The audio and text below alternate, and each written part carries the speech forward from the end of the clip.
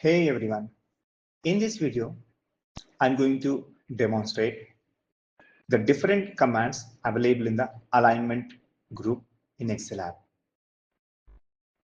I'm going to discuss about the horizontal alignment, the vertical alignment, then I will go with the wrap text option, then merge and center command, then I will talk about the orientation of the text, then finally I'll go with the indentations. Let's get started.